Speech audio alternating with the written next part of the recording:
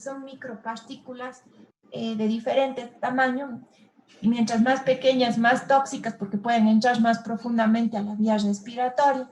Y sobre todo, como les digo, la principal fuente de este material particulado son las emisiones vehiculares.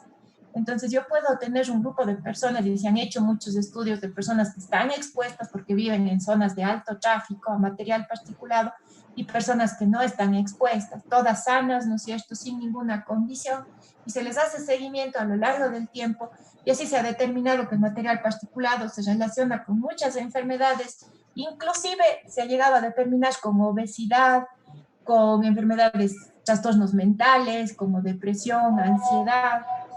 Entonces, así en estos estudios de coste son muy costosos porque requieren una población muy grande, sí, para hacer este tipo de estudios. Y además tengo que hacerles varias mediciones a lo largo del tiempo, por eso es prospectivo y de coste.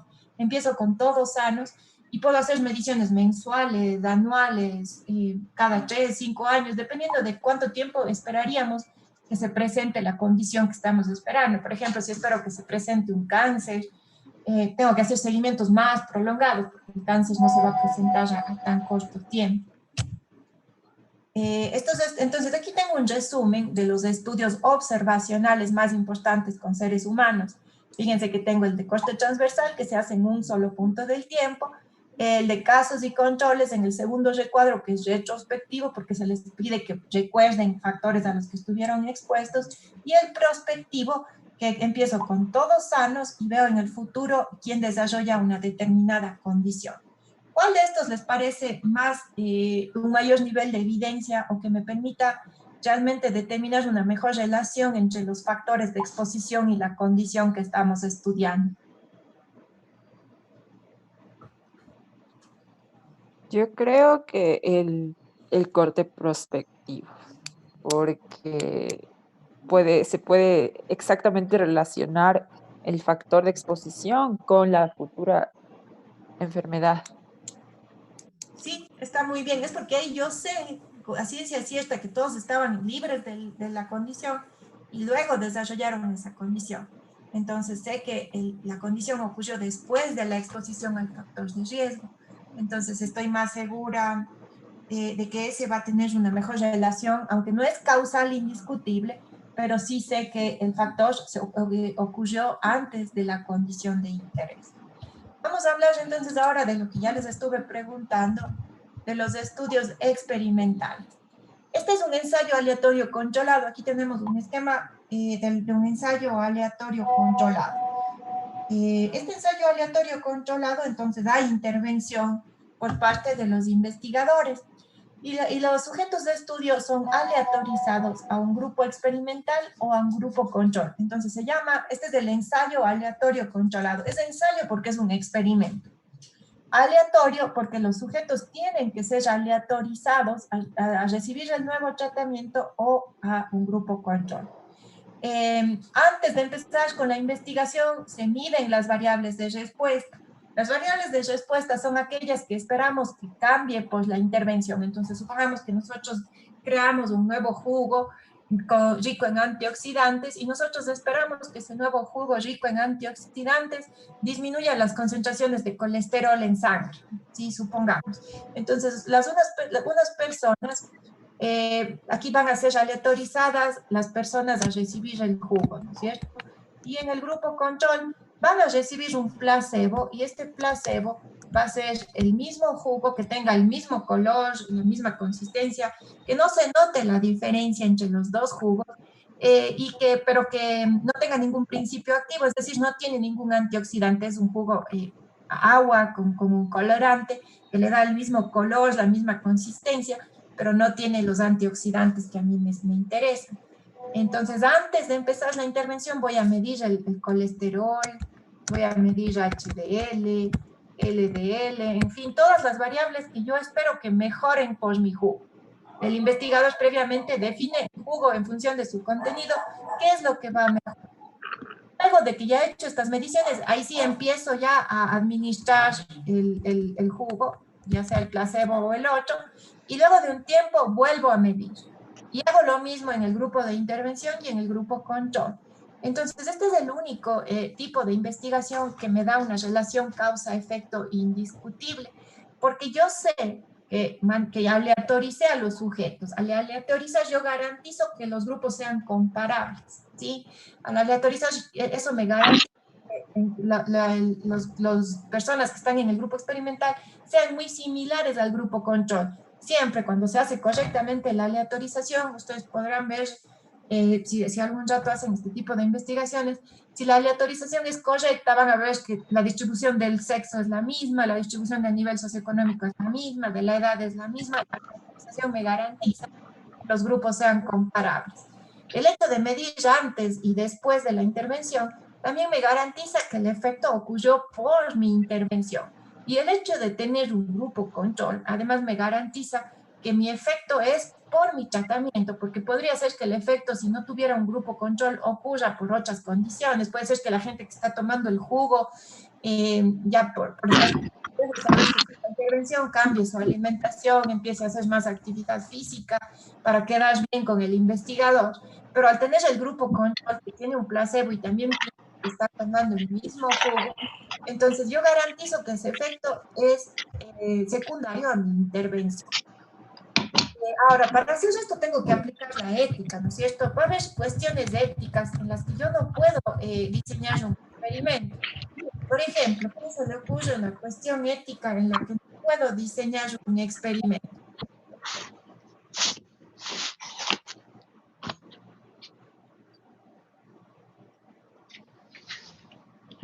Pensemos unos minutitos, hagamos una reflexión, chicos.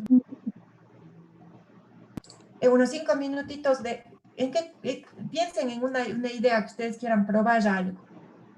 Quizás puede estar relacionado con COVID, lo que ustedes quieran. Pero cuestiones éticas en las que no podemos hacer un experimento.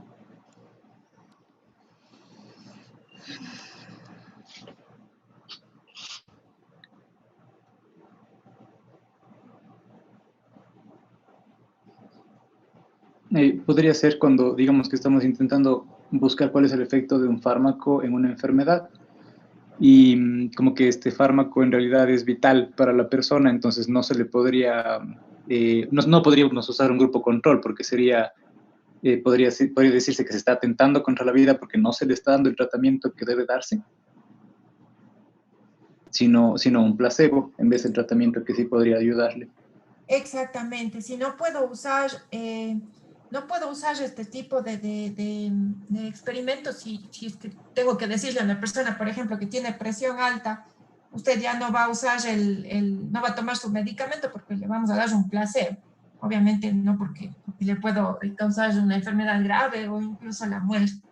Entonces va a haber casos. Yo no puedo decir tampoco a un grupo de personas les voy a exponer al material particulado y a otras no. Sí, imagínense, sería sumamente terrible que a un grupo de personas les exponga a un material particulado y a otras no, sabiendo que ya hay evidencia que muestra que ese material particulado produce inclusive cáncer. Entonces, hay que pensar bien, las personas que diseñan la investigación deben estar bien claritos sobre qué procesos debemos hacer y debe ser ético. Cuando voy a diseñar un experimento, el nuevo tratamiento que propongo debe ser mejor que los tratamientos existentes. Si no es mejor que esos tratamientos existentes, entonces definitivamente no será ético aplicar esa intervención. Vamos a ver ahora un video, sí, les voy a compartir un video para analizar los principios éticos, y esta ha sido una visión general de los diferentes diseños de investigación. Vamos a ver los principios éticos que debemos aplicar en la investigación con seres humanos.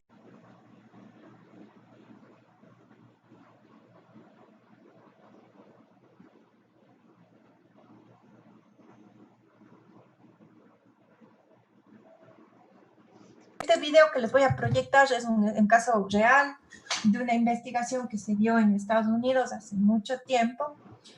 Y vamos a analizar un poco, o sea, es obvio que ahí no se respetó la ética, pero como ese ejemplo hay muchos en la Segunda Guerra Mundial, hubieron muchas investigaciones de seres humanos que no cumplieron la ética, ¿no? Entonces vamos a entender cada uno de estos principios éticos. Esperen un momentito, ya les comparto. Ya.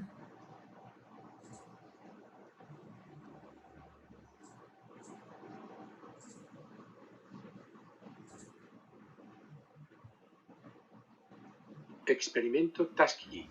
Los humanos como cobayas. ¿Escuchamos, chicos, o falta volumen un poquito? Yo sí escucho. Sí, está bien. Estudio clínico realizado por el Servicio de Salud de los Estados Unidos sobre la progresión natural de la sífilis. 600 aparceros afroamericanos de clase humilde fueron inoculados con esta enfermedad sin dar su consentimiento y sin ser informados de nada. Durante 40 años se les analizó y observó como si fuesen cobayas. En Tuskegee, pequeña localidad del estado de Alabama, el Servicio Público de Salud de los Estados Unidos inoculó a 600 campesinos la sífilis para estudiar cuál sería su progresión en los seres humanos si no era tratada en los 40 años siguientes. A los participantes en el estudio se les dijo que recibirían tratamiento médico gratuito, transporte gratuito a la clínica, comidas y un seguro de sepelio en caso de fallecimiento, pero jamás se les comunicó qué era lo que les inoculaban. De los 600 varones negros, 399 estaban infectados con sífilis antes de comenzar el estudio y 201 estaban sanos. Después de la Segunda Guerra Mundial, la penicilina se había convertido en el principal tratamiento para la sífilis, pero a los vacunados de Tuskegee se les ocultó esta información y se les advirtió que evitaran el tratamiento con este antibiótico. El objetivo era ver la evolución natural de esta enfermedad.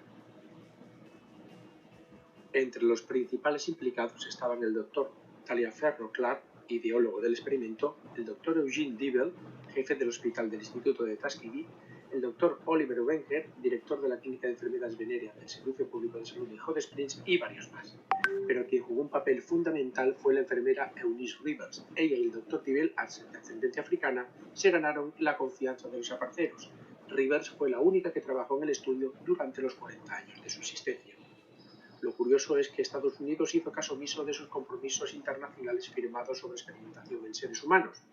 En el 47 promovió el Código de Nuremberg para proteger los derechos de los sujetos sometidos a ensayos clínicos y en el 64 selló la Declaración de Helsinki de la OMS, donde se decía que los experimentos con seres humanos necesitan el consentimiento informado de los participantes. En definitiva, que predicaba una cosa, pero luego hacía otra.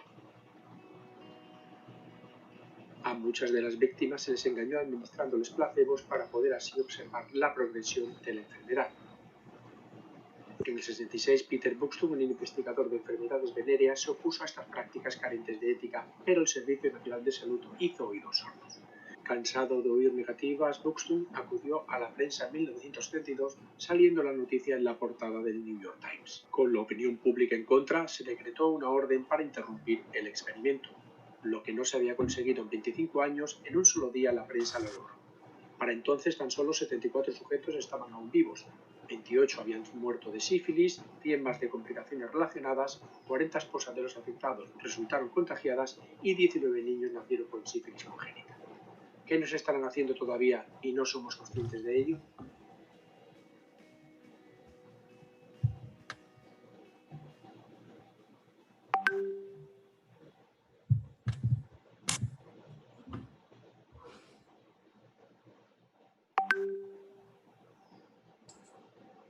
Ya, entonces este fue un experimento.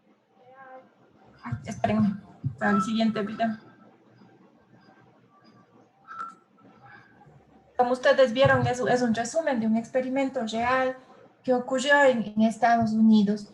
¿Qué creen que, bueno, estuvieron muchas cosas mal, pero hagamos un análisis. ¿Qué estuvo mal en esta investigación? Primero que les ofrecían que les iban a curar de una enfermedad que si no tiene tratamiento resulta mortal. Y a la final, como se vio, hubieron gente que murió. Entonces les engañaron, ¿no es cierto? No les contaron la verdad de lo que les iban a hacer. Eso es una cosa. ¿Algo más?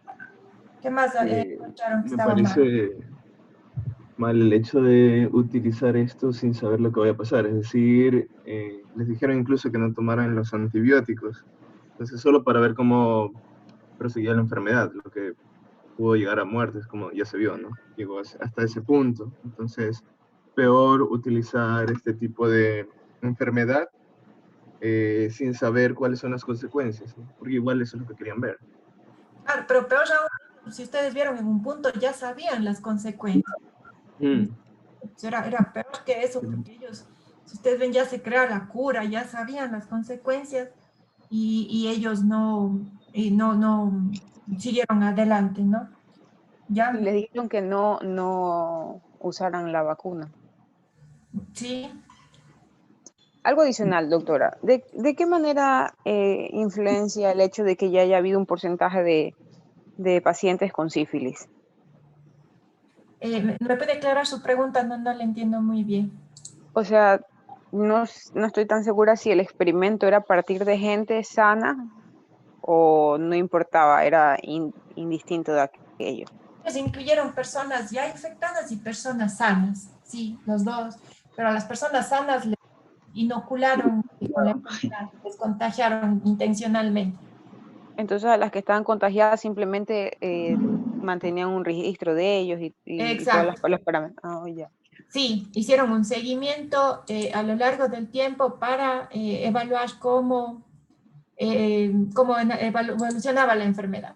Eso Y una hicieron. pregunta, en esos casos no es más conveniente, llevándolo ya al presente, no es más conveniente simplemente seleccionar gente que ya tenga la enfermedad. Claro, eso sería lo ético, ¿no? Seleccionar gente que ya tenga la enfermedad, pero si es que ya existe un tratamiento, también no puedo privarles de ese tratamiento. Eso era justo lo que estábamos discutiendo hace un momentito.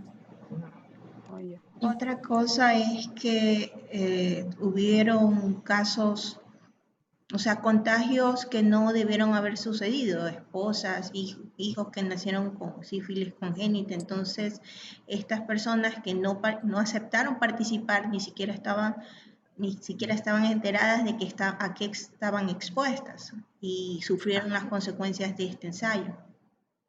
Así es, sí, esa es otra cuestión que estuvo mal, ¿no? No les informaron nada, Sí, permitieron que otras personas se contagien. Sí, sigamos, por favor. que si no estoy mal también escuché que la enfermera estaba, o sea, bueno, estaba del lado de que un consentimiento informado y sin embargo yo estaba trabajando en una investigación en la que les infectaron sin avisarles nada. Sí, imagínense además que, esperen, les compartí lo que no. Además de ellos, invitaron, la enfermera, si ustedes vieron, era afroamericana. Entonces buscaron una enfermera en la cual la gente confíe para que ellos acepten participar en ese estudio. Entonces, eso también está mal, ¿no? Uno no puede buscar, obviamente la investigación uno tiene que crear confianza, pero una confianza real, no una confianza engañosa con las personas que participan en una investigación. Les voy a proyectar ahora los principios básicos de la ética en investigación con seres humanos. Entonces, aquí tenemos los principios éticos básicos. Es el que ustedes vieron ahí en el video, hablaba del código de Nuremberg y la declaración de Helsinki. Justamente a partir de ese estudio y de otros que se hicieron, como les digo, en la Segunda Guerra Mundial, se crea ese código de Nuremberg y la declaración de Helsinki, que tiene estos principios éticos básicos. Entonces, toda investigación en seres humanos y también ahora muchos de estos en animales, aplica algunos de ellos, deben cumplir con estos criterios. Es de la beneficencia, la no maleficencia, la autonomía, la confidencialidad y la justicia. Entonces, como vemos en esa investigación, no se cumplió ninguno de ellos. Beneficencia significa siempre que la investigación debe tener algún beneficio, no necesariamente para las personas que participan. A veces hay investigaciones que no tienen un beneficio directo, pero sí un beneficio a largo plazo o para la población en general.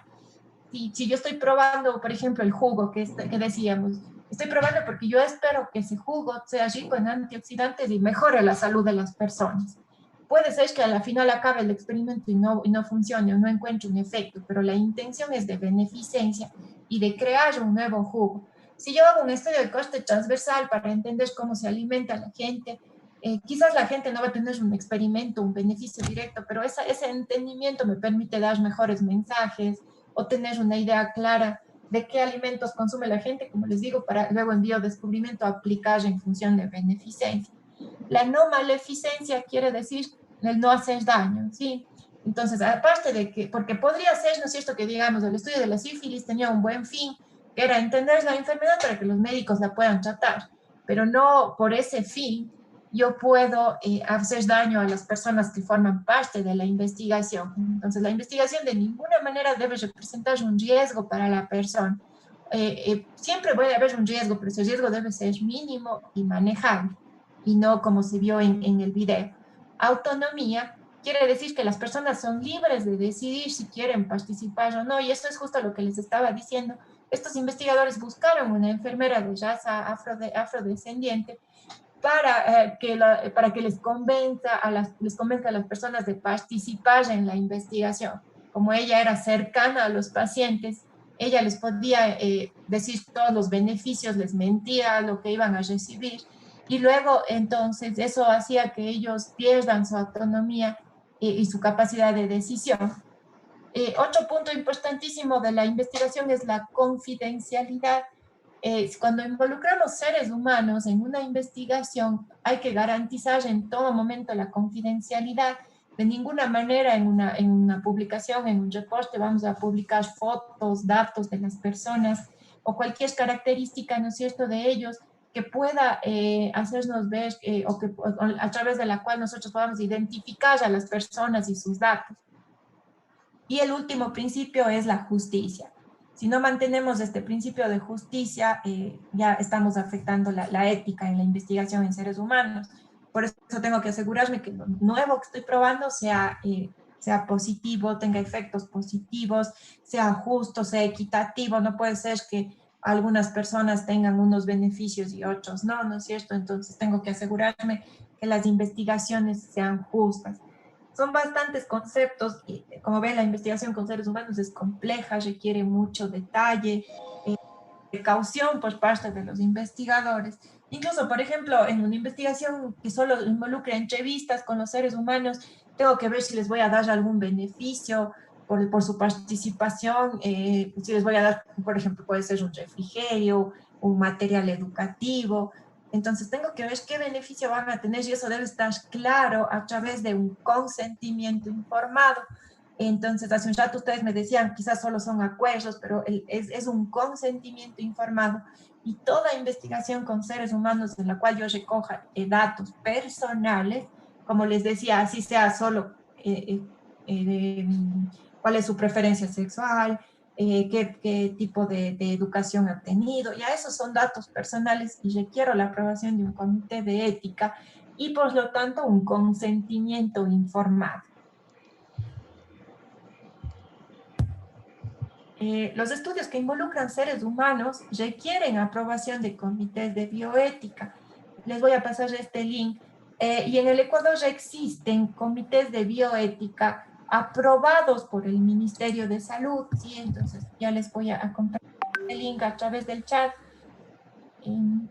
para que ustedes puedan abrir en sus computadores. Entonces, una pregunta, ¿ese comité de bioética entonces solo para la parte humana? Es solo para son comités. Al personal les mandé lo último que había copiado. Espérenme para copiar el link. Ay.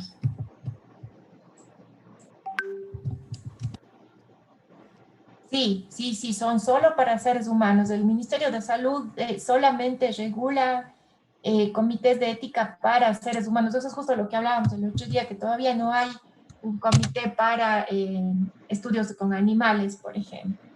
Sí, esa es una falencia que tenemos todavía en nuestro país. Entonces, esta página que les acabo, si podemos ver la página, no estoy segura si les compartí todo o solo les compartí la presentación. Sí se ve la página. Se ve todo, sí. Entonces, fíjense que tenemos dos tipos de comités, no tienen costo, sí, estos comités, dependiendo de cuál apliquemos. Pero tenemos un comité de ética asistencial para salud, estos son solo para hospitales, sí. Entonces, son para hospitales de segundo y tercer nivel, y el que usamos es el ética de investigación en seres humanos. Entonces, estas son las instancias que pueden crear este tipo de comités de ética.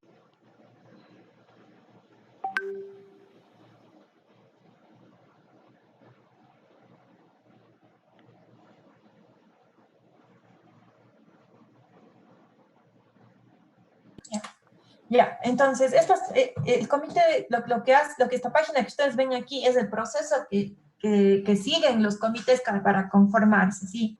El ministerio debe aprobar un comité de ética, sí. Un comité de ética no está aprobado por el Ministerio de Salud, carece de validez. Y hay algunos que aún no están aprobados, entonces siempre es importante, si vamos a ejecutar un estudio con seres humanos, buscar que estos comités hayan sido aprobados por el Ministerio de Salud.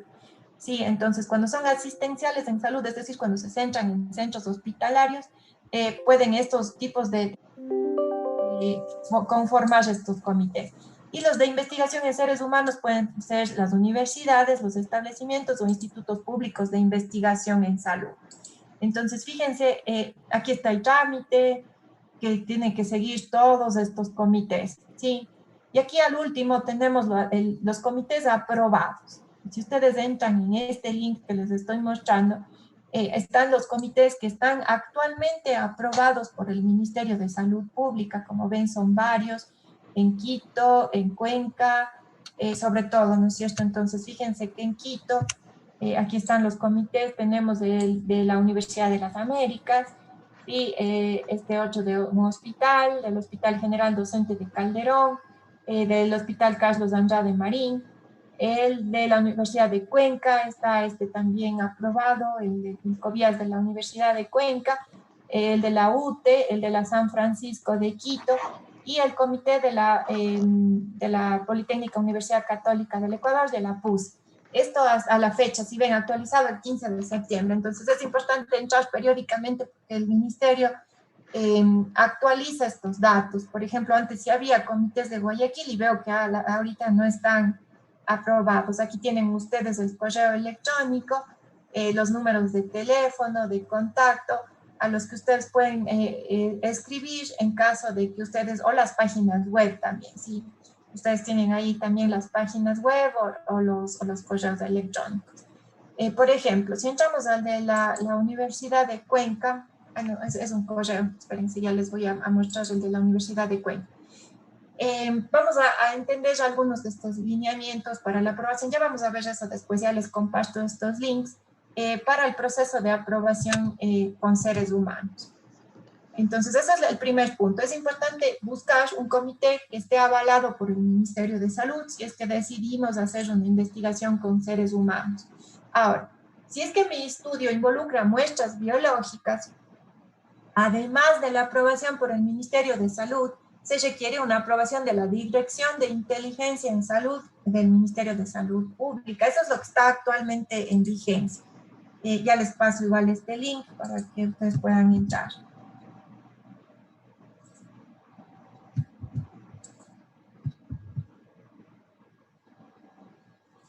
Sí, sí.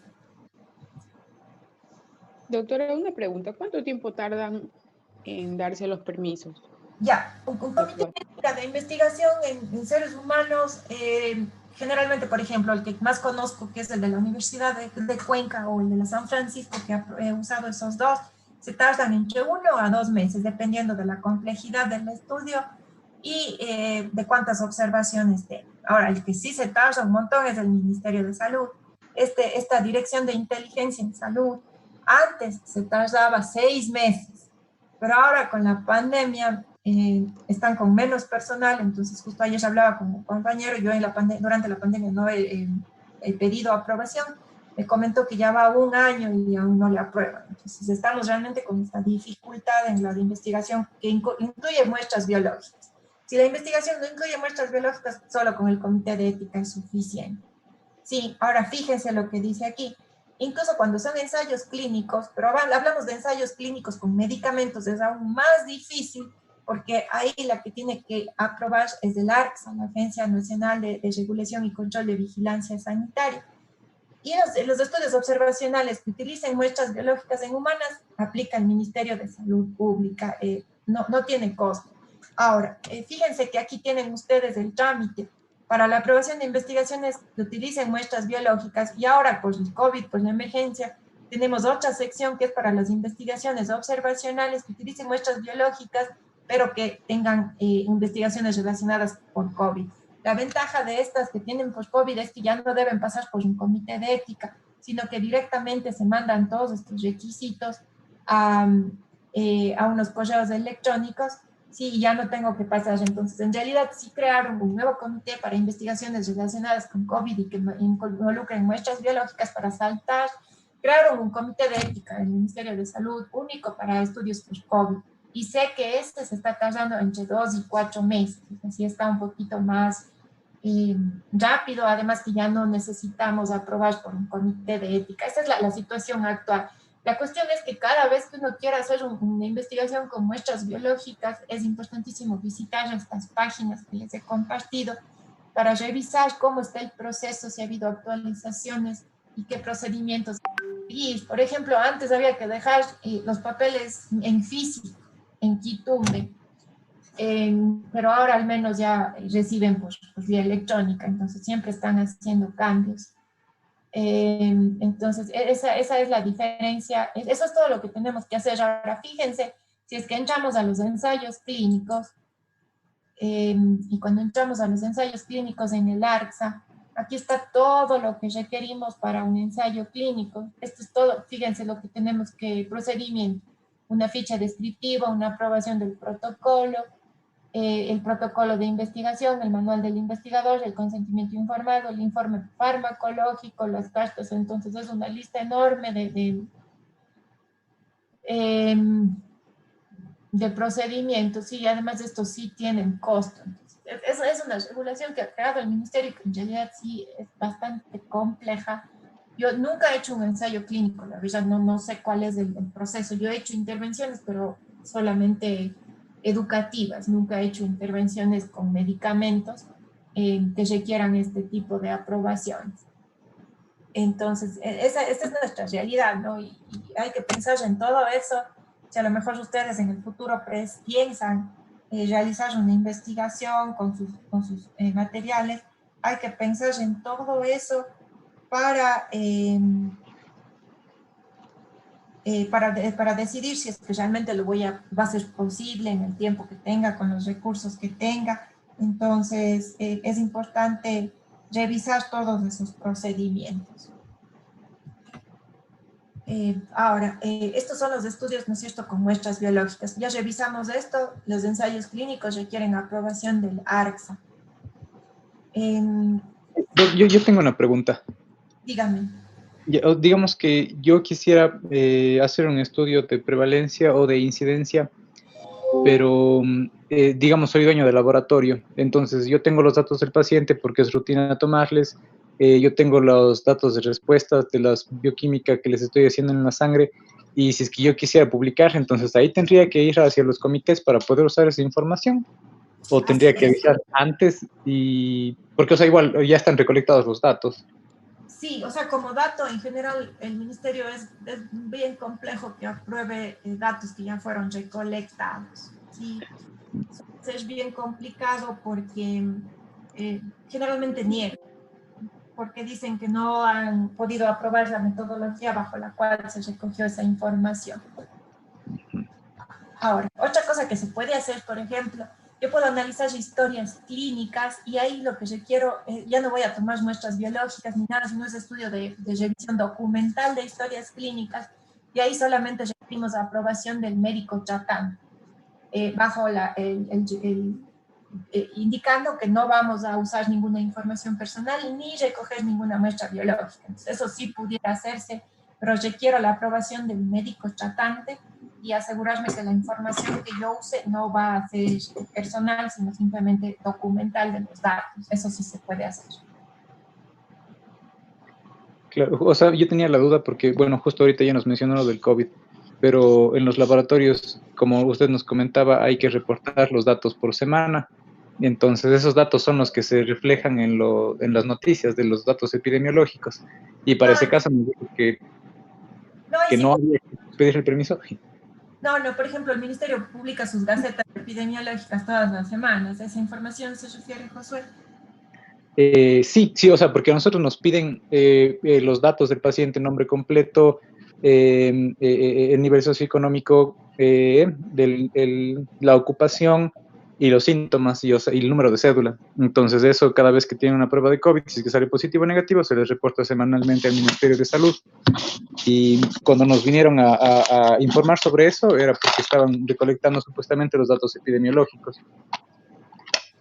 Claro, a ver, si yo uso los datos publicados por el ministerio y hago un análisis con esos datos, eso no hay problema.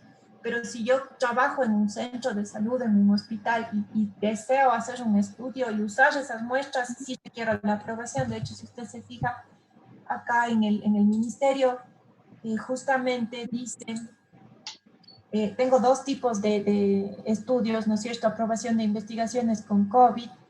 Y tengo formulario de consentimiento informado amplio para uso de datos confidenciales de pacientes infectados. Eso es lo que usted me está diciendo, ¿no es cierto? Entonces, si yo voy a usar los datos que ya el ministerio recogió sobre pacientes infectados, requiero la aprobación. Sí, para uso de muestras biológicas humanas, entonces, si solo datos igual requiere la aprobación o usar las muestras biológicas para nuevos análisis, entonces, en todos esos casos se requiere la aprobación, José. Ya, listo, muchas gracias. Ya.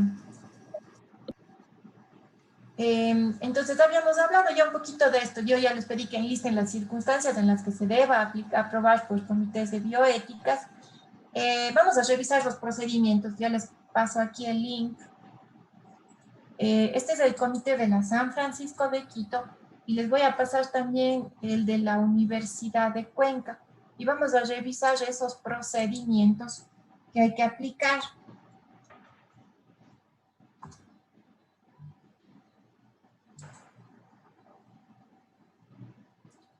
Ya, entonces aquí está el de la Universidad de Cuenca, también ya les estoy pasando el link. Y vamos a revisar, revisemos el de la Universidad de Cuenca. Sí, si ustedes ven, ahí está el Comité de Bioética en Investigación en Área de la Salud. Bueno, tiene su misión, su visión, los miembros. Y aquí están los formularios. Entonces, dice el proceso que se debe seguir para la revisión de protocolos, para aprobación de ensayos clínicos, para aprobación de estudios observacionales que utilizan muestras biológicas y para estudios observacionales sin muestras biológicas y cuasi experimentales, como los que yo les decía, esos cuasi experimentos en los que no hay fármacos o sustancias, sino simplemente, por ejemplo, puedo hacer una intervención educativa. Aquí tienen el marco legal de cómo está aprobado y los reglamentos. Entonces, aquí tienen el formulario. Si descarguémonos del formulario para la aprobación del protocolo, descarguémonos, por favor, ese documento. Tenemos también el formato del protocolo, anexo 2. Descarguémonos también ese documento, la declaración de confidencialidad, esos son todos los documentos que hay que entregar, y el consentimiento informado. Son casi los mismos, ¿no es cierto?, en los otros, entonces por eso estoy usando el de estudios observacionales cuasi experimentales. Entonces, fijémonos, ¿no es cierto?, el anexo 1 es solo una carta de solicitud. Sí, es solamente una carta de solicitud en la cual digo que voy el título del proyecto y que anexo todo lo que me piden. Y fíjense que me piden el protocolo del proyecto, anexos de instrumentos si es necesario, una declaración de confidencialidad, el consentimiento informado y hoja de vida de los investigadores que den fe de que están capacitados para llevar a cabo la investigación. El anexo del protocolo, el anexo 2, es el protocolo en sí. Este es el formato que maneja la CENESID y el Ministerio de Salud. Entonces es un protocolo de investigación completo que tiene el título, el tiempo de ejecución, quién financia el proyecto, en qué regiones se va a hacer, datos de los investigadores, un resumen, el problema, la justificación, marco teórico, objetivos del estudio, la metodología, recursos, consideraciones éticas y de género, el consentimiento informado y los resultados esperados. ¿Sí? Entonces es un protocolo de investigación completo, tiene el formato básico de cualquier protocolo de investigación y tienen ahí unas indicaciones de cómo se debe proceder a la aprobación. Luego tenemos esta declaración de confidencialidad. Entonces, el Comité de Ética exige que todos los miembros de la investigación firmen un acuerdo de confidencialidad. ¿Sí? Entonces, dice yo, nombre del investigador principal, con número de cédula, yo doy fe que voy a mantener toda la confidencialidad. Es responsabilidad del investigador principal hacer cumplir. Aquí está solo el investigador principal, pero yo personalmente en todas las investigaciones que hago pido que todos los investigadores involucrados, personal de campo, siempre firme un acuerdo de confidencialidad. Pero bueno, el COBIAS exige solo al investigador principal. Y luego tenemos el que nos interesa ahorita, que es el consentimiento informado. Este es el formulario del consentimiento informado. En base al código de Nuremberg, a la declaración de Helsinki, además de algunas revisiones que se han ido haciendo a lo largo del tiempo, se ha construido el consentimiento informado. Entonces, toda investigación con seres humanos, por más sencilla que sea, cualquier dato personal, requiere un consentimiento informado. Les cuento una historia. Por ejemplo, nosotros hicimos una investigación para evaluar factores que influyen en la alimentación y la actividad física de niños, y hacíamos grupos focales. Solamente nos reuníamos y conversábamos con los padres de familia, con los niños, con los profesores, e íbamos analizando fotos de alimentos para que ellos nos cuenten qué es lo que cómo reaccionaban a estos alimentos, si les gustaba, si no les gustaba, si estaban disponibles, qué sensaciones les causaban, qué factores hacía que ellos consuman o no esos alimentos. Pero bueno, les preguntábamos a ellos qué sienten, qué comen, qué no comen. Entonces esos ya son datos personales y requeríamos de un consentimiento informado.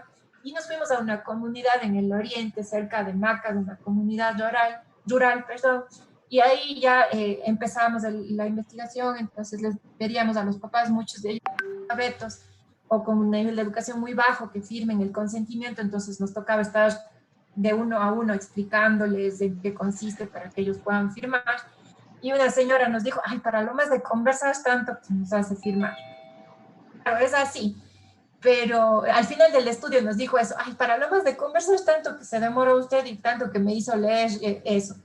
Pero en realidad la ética en investigación es así y hay que hacer todo ese proceso para cualquier dato personal. Entonces, este consentimiento informado tiene varias secciones. El primero dice de qué se trata este documento. Entonces, esto no se cambia, ¿no es cierto? Usted está invitado a participar en este estudio que se realizará entonces, ¿dónde? Y esto en realidad lo puedo dejar tal cual. En la introducción explicamos las razones por las que se realizará el estudio, la justificación. Entonces, decir, este estudio se realizará porque nos interesa entender o nos interesa probar si un jugo diseñado, y hay que tener en términos muy sencillos, si un nuevo jugo diseñado ayuda a prevenir ciertas enfermedades como el cáncer, la diabetes, tiene que estar en un término muy sencillo. Una breve introducción y contextualización del tema, ¿sí? Pero no se trata, como les digo, como ven ahí, de copiar y pegar lo que pusieron en el protocolo, sino que es importante que esa introducción sea como un lenguaje muy sencillo para que la persona entienda lo que vamos a hacer. Se deberá explicar por qué fue elegido, es decir, usted fue elegido porque usted es una persona sana, adulta, que no tiene ninguna enfermedad, entonces algo así, ¿sí? El objetivo del estudio, también aquí redacto en términos sencillos. Aquí los procedimientos, tengo que decir paso a paso en términos sencillos, ¿qué vamos a hacer? Sí, todos los procedimientos. Y es importante, el ministerio siempre pide aquí que digamos cuánto van a durar, en dónde se van a hacer, quién va a hacer cada procedimiento y la forma que se llevará a cabo, ¿sí? El número de personas que serán incluidas, si hay un grupo experimental debe quedar claro, si se conformará un grupo placebo, ¿sí? Entonces todo eso debe estar muy clarito, riesgos y beneficios. Pues más que el estudio sea una simple conversación, el riesgo puede ser que les voy a quitar tiempo, que pueden sentirse incómodos de hablar en grupos, ¿sí? Entonces lo que debemos decir es cuál es el riesgo y qué vamos a hacer para minimizar esos riesgos. Entonces, pues decir, en un estudio tan sencillo como un grupo focal, el riesgo es que le vamos a quitar tiempo, pero nos vamos a poner de acuerdo con usted para definir el mejor tiempo que se adapte a su horario. También puede ser que usted se sienta incómodo, pero vamos a hacer grupos solo de hombres o solo de mujeres. y que tengan sus mismas, que sean de su misma comunidad para evitar incomodidad. Los beneficios, entonces debe ser clarito qué beneficio va a tener. El beneficio puede ser un simple refrigerio, como les decía, un material, o usted va a tener resultados de un examen, de laboratorio que se va a hacer periódicamente, entonces todos esos beneficios. ¿Qué pasa si no participan? Acuérdense del principio de autonomía, debe quedar claro que no es obligatorio participar y que si no participa no va a pasar nada, ¿sí? Entonces debe quedar claro que tiene libertad o autonomía de participar en el estudio. Derechos, entonces eso en realidad no cambiamos porque estos son todos los derechos ya preestablecidos por la OMS que debe tener todo sujeto de estudio. Si es que vamos a incluir material biológico, ¿cómo vamos a manejar ese material biológico? ¿Cómo vamos a tomar la muestra? ¿Vamos a guardar? ¿Vamos a desechar?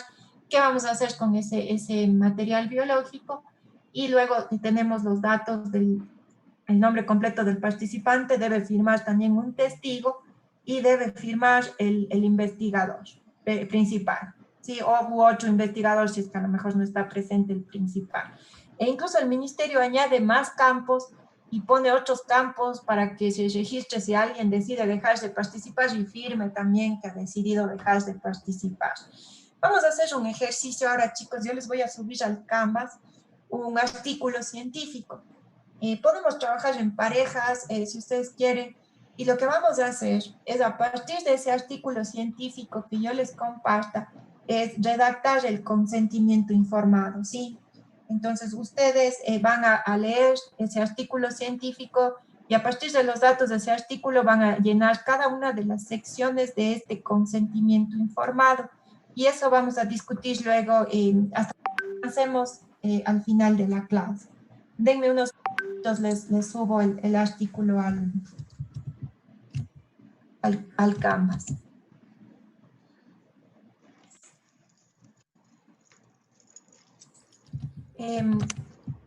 Mientras subo, chicos, ¿tienen alguna pregunta?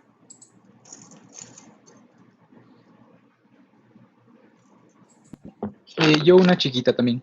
En caso de que la persona con la que estemos trabajando, digamos que era para ver la digestión y para examinar las heces, entonces le damos una dieta en la que nosotros, o sea, bueno, nosotros le indicamos la dieta que debe consumir, pero nos informa que ya no ha seguido la dieta, entonces nuestros resultados no van a ser los esperados.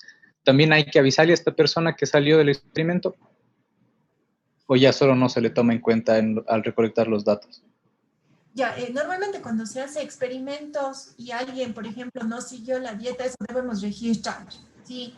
Se hacen evaluaciones de la alimentación y si alguien siguió la dieta, a veces sí se le incluye en el análisis, si es que la persona no se salió del estudio, ¿sí? O sea, hay dos casos. Si la persona dice, yo sí sigo en el estudio, pero no pude seguir la dieta, ahí sí puede mantener esos datos y se llama algo intención de tratamiento. Entonces, normalmente se hace un análisis con intención del tratamiento, asumiendo que la persona que sabe que está en el experimento potencialmente pudo haber modificado, así sea mínimamente, su alimentación. Entonces, sí se le mantiene y se reporta en el artículo y suelen decir, no sé si ustedes han leído, el análisis se hizo en intention to treat, con intención de tratamiento, lo cual significa que sí incluyó a aquellos que no siguieron completamente el tratamiento. Pero si la persona dice, no, yo no quiero, ya no quiero que mis datos sean utilizados, me salgo del estudio, entonces en ese caso hay que eliminar por completo todos los datos del estudio. Gracias. ¿Sí? ¿Alguna otra duda que tengan, chicos?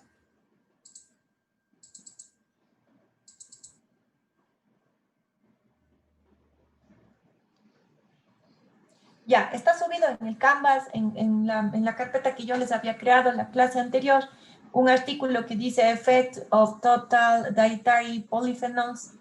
Entonces, leamos ese artículo y trabajemos en el consentimiento informado. ¿Quieren que les divida aquí en grupos, en parejas? Y a lo mejor un grupo de 3 o pueden trabajar ustedes. Les voy a dividir, sí, les voy a dividir en grupos para que ustedes trabajen. Ay, no puedo. No puedo porque no es mi Zoom. No hay esa opción. Es el Zoom de de la maestría. No puedo dividirles en grupos, entonces chicos, hagamos más bien individualmente, o si ustedes quieren conectarse por otro medio en parejas, pueden hacerlo en parejas. La tarea consiste en leer ese artículo y a partir de ese artículo escribir el consentimiento informado. Son las 9:54. Hasta las 10:30 hagamos este ejercicio para que luego ustedes me comenten qué dudas tuvieron, me vayan mostrando sus avances. Si quieren pueden quedarse conectados, si quieren pueden salir de la reunión y nos veríamos a las 10:30. Su tarea final igual va a ser, les voy a poner otro artículo, a lo mejor parecido a este, y van a tener que hacer un análisis que si es que esa investigación se hiciera en Ecuador, qué tipo de aprobaciones debería pasar y asimismo redactar el consentimiento informado. Esa va a ser la tarea final y ya discutimos luego de que revisemos la tarea en clase. ¿Estamos, chicos? ¿Alguna duda? Doctora, vamos a hacer grupo de 3. Bueno, yo voy a hacer grupo. Pueden hacer de 3 porque como estamos 11, no, están 10 conectados, no, me estoy contando yo. Sí pueden hacer parejas, hagamos parejas en lo posible. A menos que ya no puedan, pero no hay problema, chicos, si hacen 3. Y discúlpenme, chicos, mi confusión, lo que pasa es que estoy con muchos administrativos por fin de año y si no mando los papeles hoy, no van a contratar a algunas personas y por eso me quedé trabajando en eso y me confundí. Discúlpenme, chicos. Entonces, hagamos esa tarea y continuamos a las 10:30.